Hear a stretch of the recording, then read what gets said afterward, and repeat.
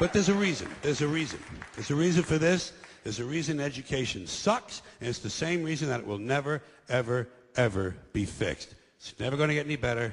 Don't look for it. Be happy with what you got. Because the owners of this country don't want that. I'm talking about the real owners now.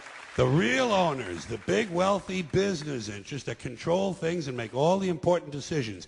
Forget the politicians. The politicians are put there to give you the idea that you have freedom of choice. You don't. You have no choice. You have owners. They own you. They own everything. They own all the important land. They own and control the corporations. They've long since bought and paid for the Senate, the Congress, the state houses, the city halls. They got the judges in their back pockets. And they own all the big media companies, so they control just about all of the news and information you get to hear. They got you by the balls. They spend billions of dollars every year lobbying to get what they want.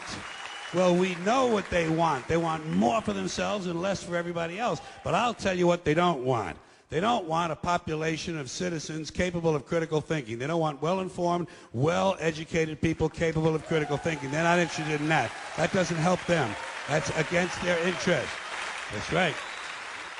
They don't want people who are smart enough to sit around the kitchen table and figure out how badly they're getting fucked by a system that threw them overboard 30 fucking years ago.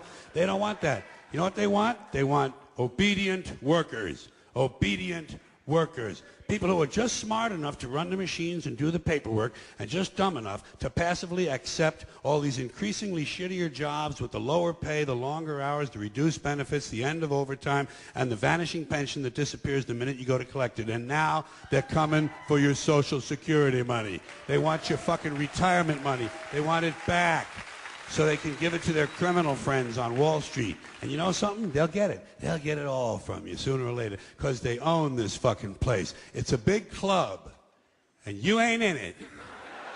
You and I are not in the big club.